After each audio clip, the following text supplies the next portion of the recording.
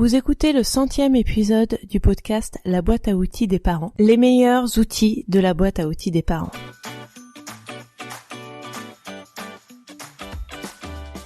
Bonjour, je m'appelle Juliette Cerceau et je suis ravie de vous accueillir sur la boîte à outils des parents. Je suis coach parental et coach de vie certifié. La boîte à outils des parents, c'est le podcast dédié aux parents d'enfants de la naissance à l'adolescence. Chaque mardi, je vous donne des outils concrets, applicables facilement et immédiatement pour vivre une parentalité plus épanouie. C'est un épisode spécial que je vous propose pour ce 100e épisode, évidemment. J'ai demandé à 3 des mamans que j'ai accompagnées de témoigner dans cet épisode. Je leur ai demandé quel outil leur avait été le plus bénéfique. Nous écouterons en premier Solène. Pour des raisons de confidentialité, je ne peux évidemment pas vous expliquer en détail la situation de Solène, mais sachez qu'elle rencontrait des difficultés au sein de sa famille recomposée, liées à une mauvaise communication, une communication inefficace, voire une absence de communication. Lors de nos accompagnements, je lui ai transmis des clés pour pouvoir, premièrement, savoir ce qu'elle voulait, elle, parce qu'il n'est pas toujours évident de savoir ce qu'on veut vraiment, et ensuite pour pouvoir s'exprimer de façon efficace afin de mener des discussions constructives qui l'ont rapproché des membres de sa famille. J'ai fait appel à Juliette parce que je suis une maman de 2 enfants et séparée et de nouveau en couple. J'ai fait appel à Juliette pour l'aider à prendre ma place de maman dans ma nouvelle famille et pouvoir m'exprimer et vraiment exprimer ce que je ressens, ce que j'ai sur le cœur sans que ça crée un conflit. Parce que du coup, on avait une situation familiale assez conflictuelle et qui devenait pesante au quotidien pour moi et je pense aussi pour tout le monde. Donc je remercie aujourd'hui Juliette parce que grâce à ces outils et également à sa façon de faciliter l'expression de ce que l'on ressent également, eh bien aujourd'hui, je me sens plus à l'aise dans pouvoir dire ce que je ressens de façon simple, de pouvoir simplement relater les faits sans forcément être dans le jugement, ni de moi-même, ni des autres, surtout d'ailleurs. Forcément, les relations familiales sont plus apaisées. En fait, les discussions permettent d'aller vers les solutions, des solutions qui permettent d'être entendues par chacun et d'être argumentées pour que les solutions puissent convenir du mieux possible à tous. Et c'est ça pour moi la clé aujourd'hui, la grande clé aujourd'hui que j'ai acquis grâce à l'accompagnement de Juliette et qui me permet d'avoir une vie de famille beaucoup plus sereine, de retrouver des moments de joie à la maison et ça c'est le plus beau cadeau. Merci beaucoup Juliette pour ton écoute, pour ta bienveillance et bravo pour ton accompagnement et tout ce que tu fais. Je trouve que c'est vraiment génial pour aider les parents et les mamans comme moi. Je vous propose maintenant le témoignage d'Alexandra qui a suivi le programme de coaching parental en ligne. Elle nous partage son expérience avec l'outil des routines et des règles de vie qui ont changé son quotidien. Je vous précise tout de même que ces outils ne sont pas magiques tout seuls. Il est préférable qu'ils soient instaurés dans le cadre d'un accompagnement global qui permet d'arriver à ce niveau d'efficacité. Mais ça peut tout de même vous donner des idées. Alexandra nous parle aussi de la gestion des émotions de ses enfants qui est assez inspirante. J'ai écouté énormément de podcasts de Juliette Cerceau et au bout d'un moment, je me suis dit que j'avais vraiment envie d'un coaching parental parce que je souffrais à la maison de devoir répéter tout le temps les mêmes choses. J'avais l'impression de devoir tout le temps me fâcher avec les enfants. On était dans des émotions désagréables. J'avais vraiment compris que Juliette avait des clés sur les émotions. Et donc, je me suis offert à un moment un coaching parental en ligne et j'ai été vraiment surprise de découvrir qu'avec des règles de la maison et des routines simples, très rapidement, beaucoup de calme s'est réinstauré dans la maison. Pour vous donner un exemple, la première règle qu'on avait établie en réunion de famille, en fait, c'est vraiment des règles qui ont été réfléchies non pas de par les parents vers les enfants, mais vraiment en famille, comment on pouvait trouver des solutions ensemble. Je dois dire que mes enfants ont 6 et 8 ans et rapidement, les choses se sont apaisées. La première règle étant maman et papa disent les choses une fois et nous écoutons. Ça, c'est tout bête, mais avant, on avait besoin de répéter plein de fois. Et là, juste en leur disant « Eh oh, vous vous souvenez, on a dit que la règle numéro 1, c'était que quand on dit quelque chose, on n'a pas besoin de vous le répéter. » Ah oui, très bien. Eh bien, allez, on va aller mettre les chaussures. Et ce qui était surprenant, c'est que on leur avait expliqué, du coup, selon les consignes de Juliette Cerceau, que les règles, c'était aussi que les actes avaient des conséquences et que quand les règles n'étaient pas respectées, il y avait des conséquences. On était vraiment surpris avec mon époux de voir que eux-mêmes donnaient des idées de conséquences, ce qui pouvait servir à mon mari parce qu'il était souvent à court de conséquences, mais les enfants étaient impliqués dans ce qu'il y avait à faire à la maison et donnaient eux-mêmes des restrictions. Donc ils nous ont eux-mêmes donné des conséquences. On est convaincu que le fait d'avoir ces règles, le fait de prendre conscience que les actes ont des conséquences, les aideront dans le futur. Des règles qui ont changé, par exemple aussi, c'est que les émotions allaient dans tous les sens. Et une des règles qu'on a mises en place, c'était lorsque je ne suis pas content ou lorsque je suis triste, je dis pourquoi calmement.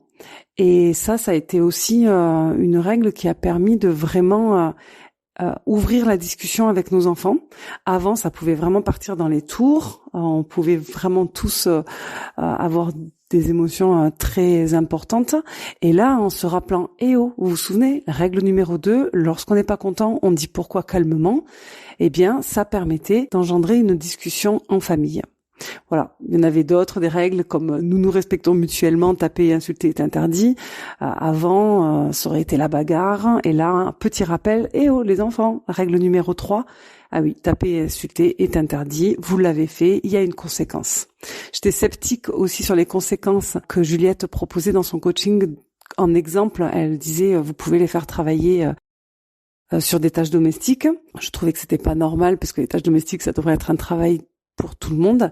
Et en fait, l'idée, c'est de leur faire quelque chose qu'ils n'ont pas forcément envie de faire, comme peler les pommes de terre, peler les carottes. Et finalement, j'ai trouvé ça très bien parce que ça les fait vraiment prendre conscience du travail de la maison. Merci, Juliette. Je vous propose maintenant le témoignage touchant de Michel.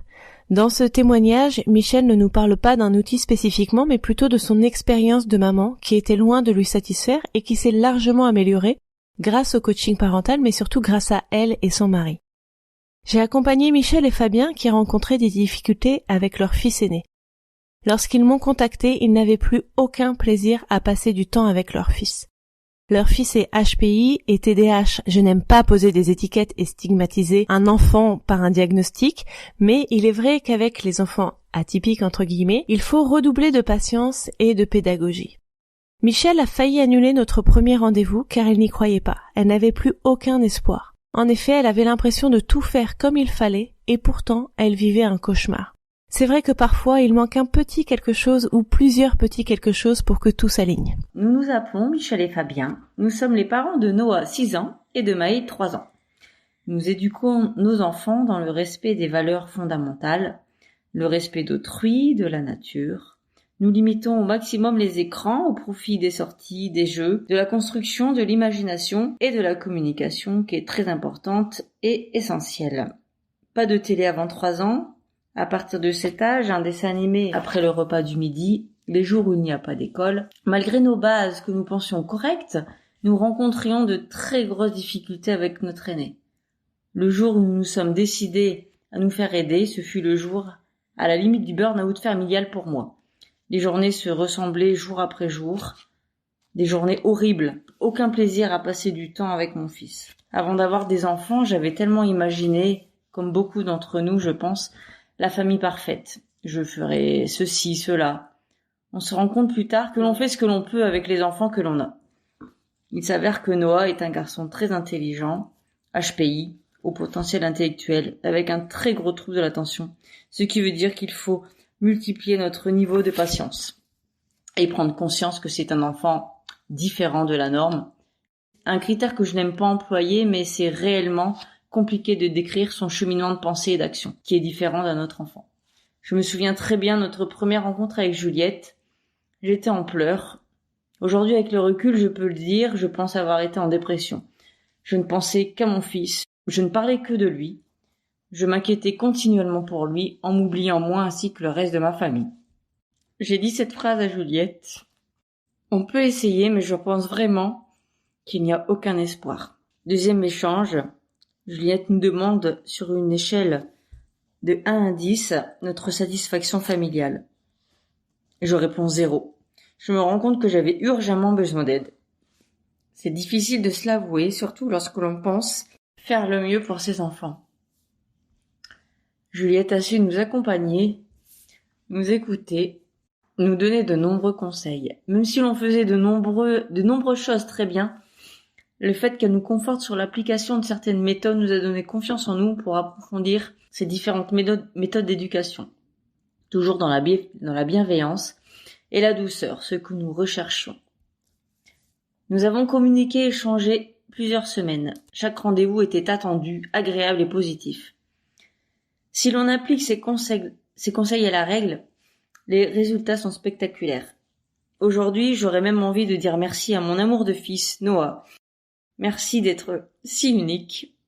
Grâce à lui, nous avons également fait un travail sur nous-mêmes. Le bonheur ne se résume pas à nos biens matériels, c'est un état d'esprit.